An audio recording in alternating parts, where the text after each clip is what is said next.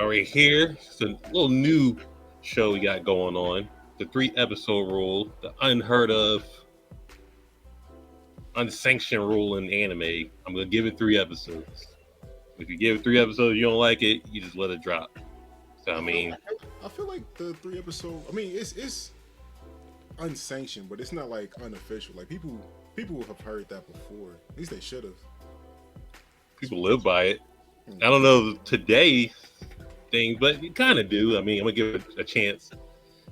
I heard somebody say they couldn't get past 3 episodes of Attack on Titan, so Really? that's neither here nor there. I can understand not getting past 3 seasons because, like, second and third season get kind of, you know.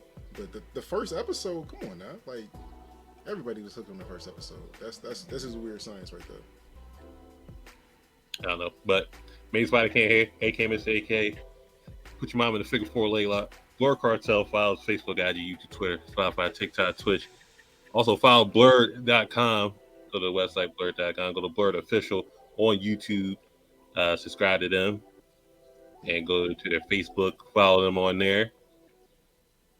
I got Lelouch here with us.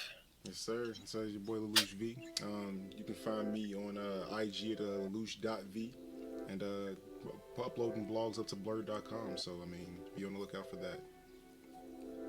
For the first anime we got, probably the hottest spring anime of 2023. It's going to be the Hell's Paradise. Yeah. So episode 3 dropped today, and we're here. Once the third episode dropped, we're on it. We're only doing new anime for the season. So if it came out this season, spring 2023, we're on that. So we're going every season drops about like 20 to 30 anime. We're just gonna tackle them. We're gonna keep watching it after the third episode, or we're gonna drop it. It just wasn't. So we can talk about episode 1. Obviously, we gotta start somewhere. Yeah, episode 1. So coming into it, like this is one of the rare times I didn't read the manga before I saw the anime, so I didn't know what to expect. I just saw the name and the art. I was like, okay. But then going into episode 1 and seeing Gabimaru, you know, he has kind of like I don't know how to explain his it's almost like a lazy activeness to him, and then seeing him like set himself on fire. I mean, it enticed me as soon as I saw it. I think the character's pretty cool. The concept of the show is fire. No pun intended. But I really enjoyed that first episode. What do you think, Cam? First episode starts out with a little twist. He gets captured and they try to behead him. Doesn't work. Can't cut his head off. So they tried to burn him at the stakes, Salem witch style. You know what I mean? And then that didn't work. So also they tried to put the two bulls opposite, try to split them in two. Doesn't work. The bulls go to the ground. The fucking shogun's like, get more bulls. He's like, nah, I don't think it's gonna work. They tried to boil the nigga in a fucking cauldron on some Bugs Bunny shit. He just walked out of that shit, so the niggas got burnt alive by the oils, all that shit. So they had to, I think they Sajiri from the Yamada clan. So she's like she's an executioner. So she's asking them questions. It's like, oh, why did you do this, or what made you do that, or explain your background. Why can't you die? So apparently, he's a ninja, and well, he's a Ronin now, but he was a ninja. So when you joined the clan, when you pass the training sessions, you get like superhuman abilities. So after that, we get the notion that he wants to die at that point. So he's saying he wants to die because then he got caught on purpose because he tried to I'm not gonna say Hokage, but the head clansman, he's like, oh well, just marry my daughter, and she's like, oh, I hate her, she's an idiot, and she tried to change me. I was like, this little life ain't for me. I ain't take off my shoes and praying and all that other shit. He trying to me a regular nigga. I'm like, nah. It ain't for me. He goes to the head clansman. I want out. I want to get the fuck out of here. So he's saying he got set up. So he didn't resist all that other shit. All right, whatever. I'm done. Just get me out of here.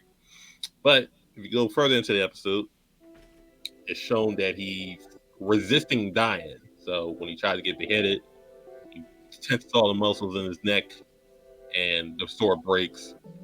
All the other shit. So once the surgery looks into it further, like, well, you don't want to die. You're resisting. So what's the real reason? So the real reason is he didn't have no emotions. He's got Rimaru the Hollow. So he just like nothing, no emotions, no nothing like that. So head clansman's daughter he married showed him you don't have to kill people anymore. You could be human. It's cool to be normal. And he's kind of feeling it. He's getting. It's like how Vegeta got soft and want to turn into Majin Vegeta. Very same concept. And then the real reason he got set up was he didn't want to kill anymore, so he was going to quit his job and just like not be an assassin. And Clansman was like, nah, that ain't it. So he got him set up, got captured, took out 20 niggas before he got captured. So it's just like he did take a vow to not kill, but he will kill. And Sadri was like, listen, I'll give you a pardon. I'll get you back to your wife. All you gotta do is come with me to this island and get this elixir. Because the head clansman has the elixir. He's immortal. He can't die at all. So did the ninjutsu, set his body ablaze, and I guess the niggas is dead. I suppose they well done as fuck underneath him. So just like, all right, let's get out of here then. Yeah, so I like dead is an understatement. Yeah, they were fried, deep fried ninjas, and that's what he reminds me of. I don't know if you've ever seen Bungo Stray Dogs, but the main character from that's who Gabimaru kind of gives me a feel of, because also kind of the same trope. He's a guy that wants to die that can't, and so it's so I mean, well, Gabimaru, I think we're gonna find out more about like what's keeping him alive as the season goes along, and kind of realizing that he isn't as hollow as he might feel he is. But I definitely enjoyed getting introduced to his character. He's one of the more interesting MCs that I've seen, especially this season. So I mean, that was a really solid introduction to him, and then you go into episode 2, which was a whole nother thing. I give episode 1 probably a 4 out of 5. Good introduction. He's not just like, he built his own personality, depth. He has character development a little bit, so he's up there. So it's definitely watchable. So episode 2, they go to this fucking Kumite Island with all these convicts, and the Shogun's there, just like, yo, I need to go to Hell's Paradise and get this immortal elixir. And apparently the island is like on some crazy shit, just like plants attacking you. It's definitely on some like Jurassic Park type shit. So they sent about like 60 people over there to try and get the elixir. They only got one guy to come back, and he was infected. With the plant coming out of his eye, I was like, that's a very interesting visual. Yeah, so they try and get these convicts. So it's like, hey, you can either die now by the Yamada clan, or you could just maybe die on the island. But you could just try and get this pardon. I mean, why not? So, more or less, the episode is about Sadri for the most part. So you see her background. She's only female. Yeah, Asame on the squad, and then her father has the perfect technique for beheading people. Clean stroke. They told a story about storyteller. He's like, "Can I finish my story while you're executing me?" He's like, "Yeah, go ahead." And then he cut him so beautifully, he fell down. He still finished the story. So Sadri has a rigid cut, so enough cut to make mad going into the afterlife. It's weighing on her to figured, is this what I really want to do? Am I afraid to kill people? Why do I hesitate when I do this, that, and third? And like people look down on her because of the heroin and just like you just stay home and maintain the house and have babies. You know what I mean? So she's trying to also prove that she's a warrior. Gabby Morrow, of course, his name ring bells. Everybody know who he is. So I mean, but other comics, they do a little battle royale. The Shogun was like, well, all y'all ain't gonna fit on this boat. Y'all might as well start killing each other.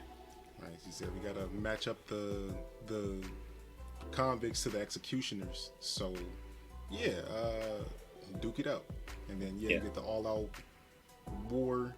You get Gabi Maru saying that like, I don't want to kill people, so I'm just gonna chill, and just watching the onslaught between all the developing background characters. I'm sure gonna play a bigger role into the season going forward. But you just seeing them duking it out, handcuffed still, catching bodies. It was pretty gruesome, and I really appreciated it. And then you finally get back to Gabi Maru, and he's saying, like I don't want to kill, so don't make me do it. And then the Shogun, tells people like kill this guy, and he was like, well, I don't want to, but yeah. Then just goes on a rampage, rips through everybody, like effortlessly, like turns a guy's head around, still cuffed, bites a dude's neck out, like it was just gone, just bled out right there on the ground. It's really graphic. So I mean, if you're not the type to like gore, this might not be the one for you. But I do like gore, so it was right up in my alley there. And then you get to see everyone kind of react to that. It was like, oh, he is the most notable prisoner here. They kind of just like, okay, understand that this is probably somebody I don't want to cross. And then the episode goes out with us and just knowing like, okay, Gabi Maru was that guy. Yeah, I mean, this episode, it built the island up, the lore to the island, everything else, and then more or less Stodgery's background.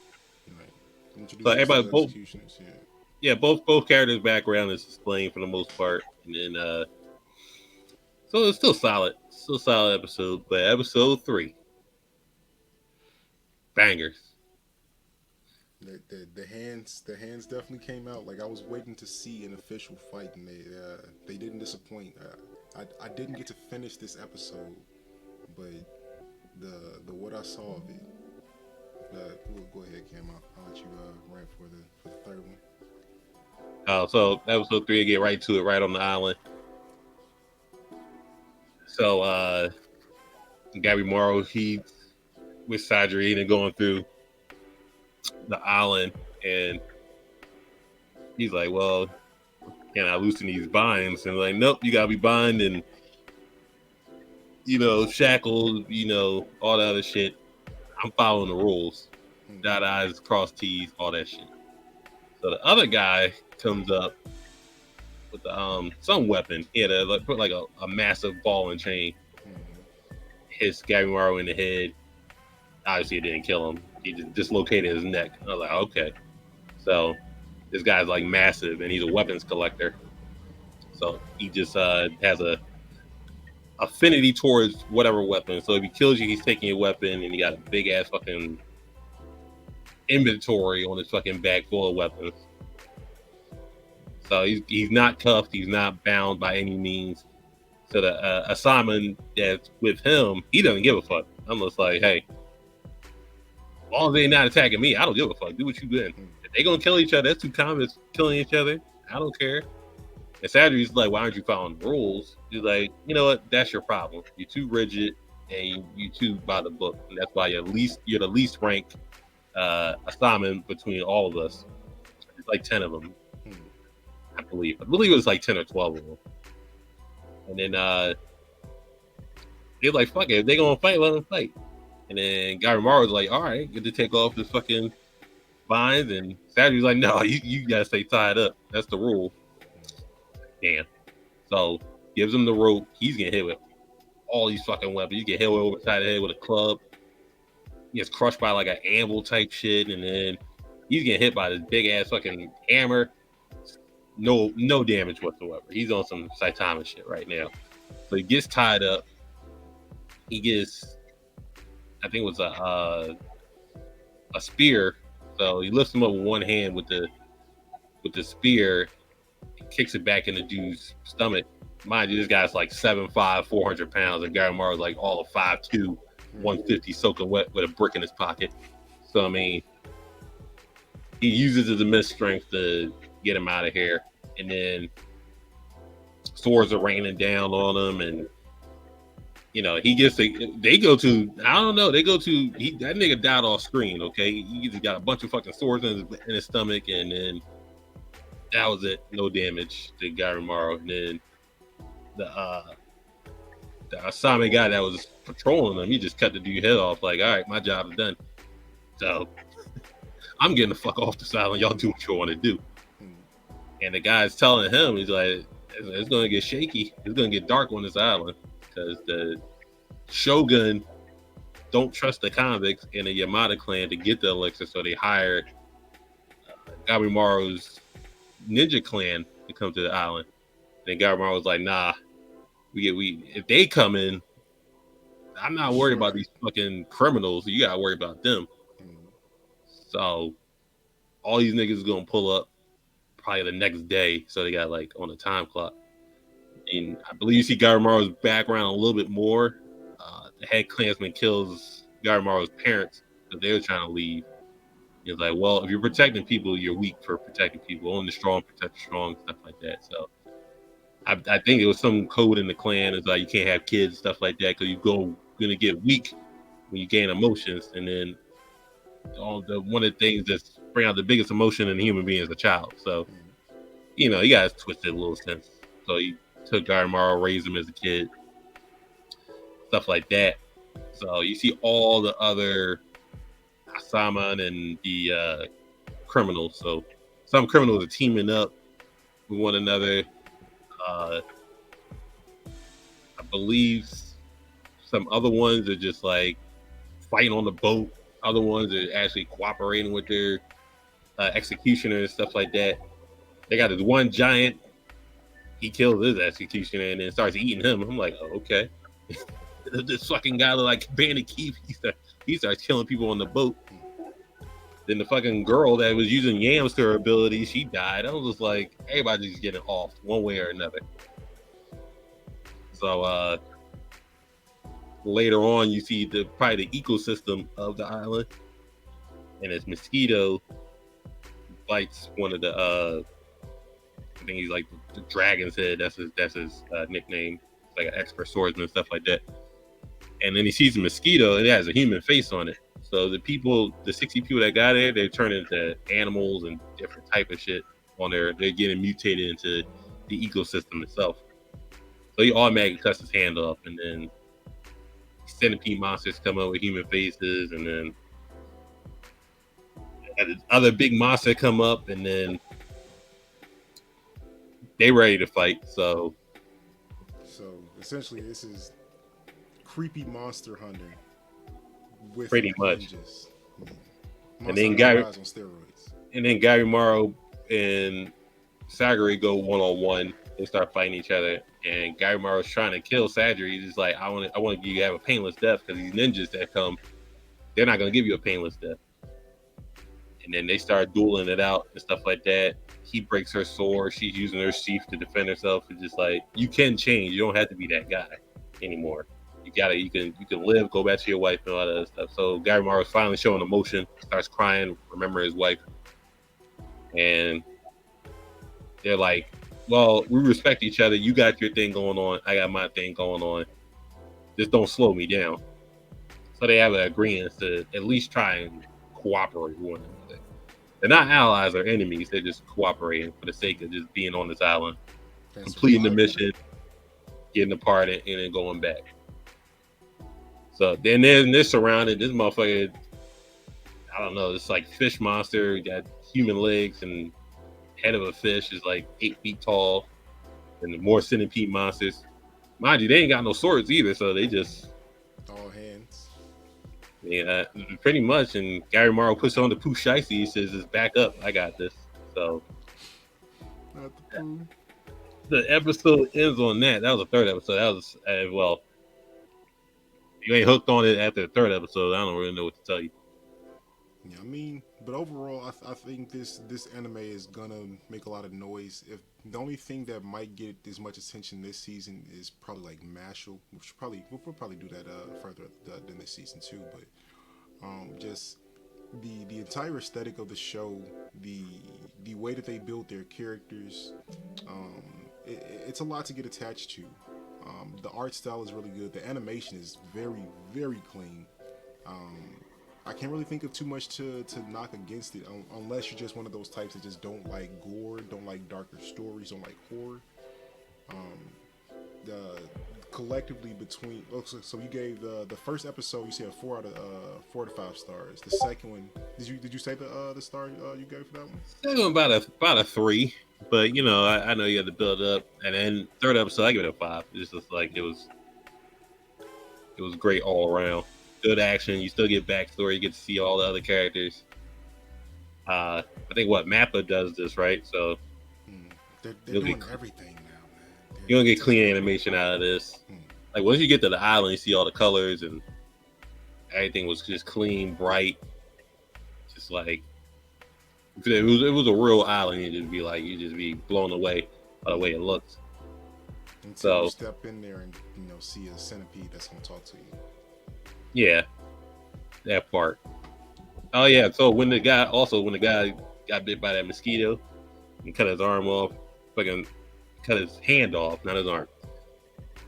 His hand immediately like terramorphed into some tree type shit. So I mean,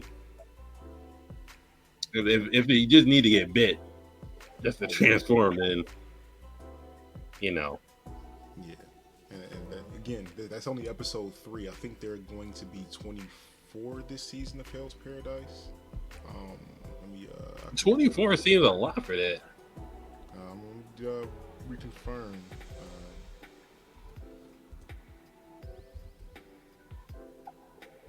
But yeah, but bottom line, there's a lot coming in this. It's gonna get a lot darker. You're gonna find out more about the we got relationship 13. That's 13. Yep. 13. So yeah, I definitely recommend this. So they're on episode 3. That's why we're doing it. So yeah, episode 3, and they release on Saturdays, right? Or did that come out today? Is it Sunday? I think Sundays. I'll double confirm that. Yep, Sundays. So yeah, they release Sundays on Crunchyroll. If you like samurai stuff, if you like, slight horror, if you can handle some gruesome and gore, you like characters that are very diverse, this probably up your alley. If you're looking for something a little bit more, light and cookie cutter, go to a shonen, because this is a seinen. This is not for the light of heart. I do like the action is great. He's easy to follow, and he doesn't show everything from the beginning. So you've seen one ninjutsu he did. Mm-hmm. So I'm not saying he got chakra or anything like that, but he don't show one ninjutsu ability. Other than that, he's just throwing hands with people and just being like invulnerable. Does this show remind you of anything that you've seen? Like, can you think of a show that you think is kind of close to this for people to jump to? I'll say Basilisk, like way back when. Like, I can see that, like Basilisk, Ninja Scroll with the obscurity of the fighting styles. I can see that. So that'll be the closest thing. It's definitely not Naruto. No, it's not. Thankfully. The characters, I mean, not too many characters you have to get invested in. Like the one dude, the one execution, I thought, oh, he's the shit. He got the patch on his eye. He's balls. He got murked. So I mean, hey, I guess anybody can get it on this show, except for the main character, obviously, and this girl. So 13's good. I was like, ain't no way you can milk 24 episodes out of this. Yeah. So I mean, one question: is his wife still alive or his wife gone? Yeah, his wife's still alive. Okay. So I was gonna So ask, do you think it's gonna go like a Ninja Scroll route where they end up with Gabimaru and Seijiro together? But never mind. yeah, I think when she got locked up, she like was just stopped talking. She was just a mute. So just like whatever. I'm the only question I was like, then why the hell do you want him to? If the head clansman was like, oh, you're the best assassin I got, and you know your daughter's like a normal person. what the hell were you like? Yeah, just be with my daughter. I'm like, what? And it didn't make any. That part didn't make any sense. But Yeah, especially considering that they were already saying that having children is like the antithesis of being a ninja. So like, what is the goal there? I guess it was just the respect of just like, here you could have my daughter, I guess, because I respect you so much. But I'm just like, all right, I suppose. I just want to see these under ninjas that he's like. I'm not saying scared of, but just like Yeah, prepping. he's saying like, yeah, like don't take them lightly, basically. Yeah. So everything else I think is on episode 2 for the most part. So I mean, we could do Mashal next. My Home Hero. My Home Hero's on episode 3. I'm for sure down to do My Home Hero if you want to do that one for the next one. Heavenly Delusions. I only seen the first episode of that. Is that the fake the Promised Neverland? Yeah, I haven't started that one yet. I gotta start that one. I watched it last night. And then Dead Mountain Death Play. It's a little confusing to me, but Yeah, that's the reverse isekai where they tried to bring the guy from the past to the current, but he still got his magic, I guess. And I guess there's more magic in the world somehow. But I mean, yeah. the first episode was interesting, so I'll gladly do the 3-episode rule with that one. And then I got a cheat code from Another World. Is that Chico from Another World? Is that the guy that he was in the real world, then went to a basement and ended up in the other world, leveled up real quick, and then got skinny? Yeah. Yeah. So we'll figure out what they do next. I know Mashal will probably be the next one. Now for Marshall, anyway it goes, we're gonna be bringing you these weekly, right? Yeah. Way long enough, so we can knock them out now. Every Sunday, or whoever is jumping on, is probably me and Otis knocking them out.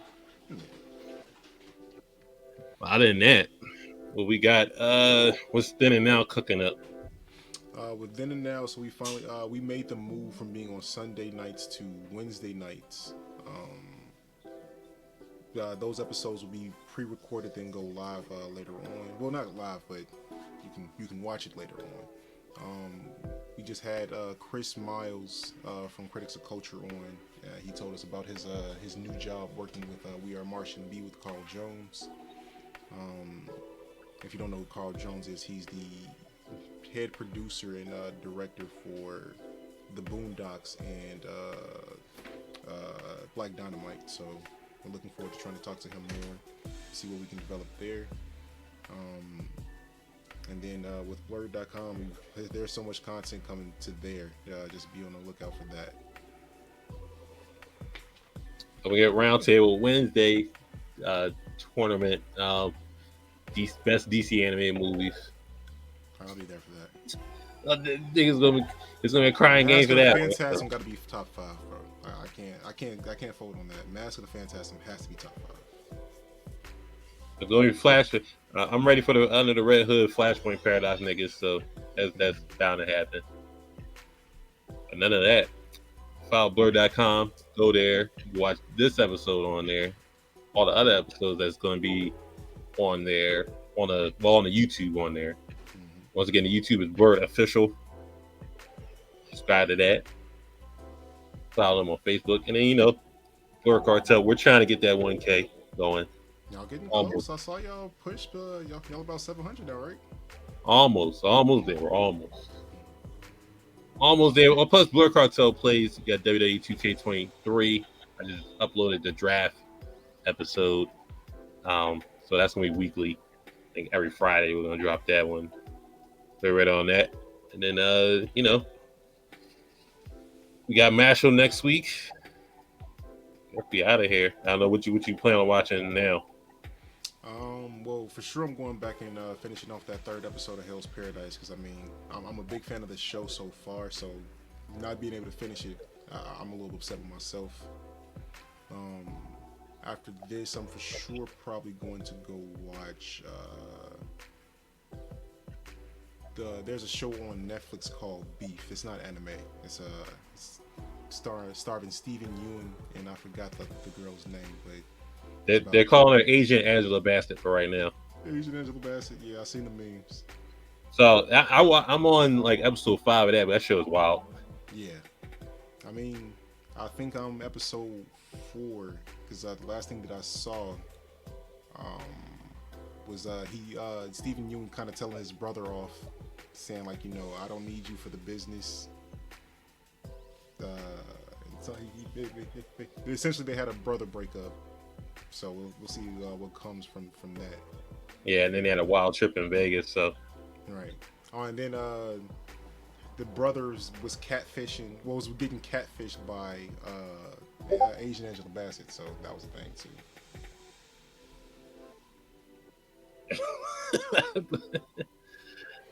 The shit after that, it gets pretty crazy after that. I'll probably try and finish that. But, Lelouch V, Spider Cam here. We're out of here. We saw next week for Mashal.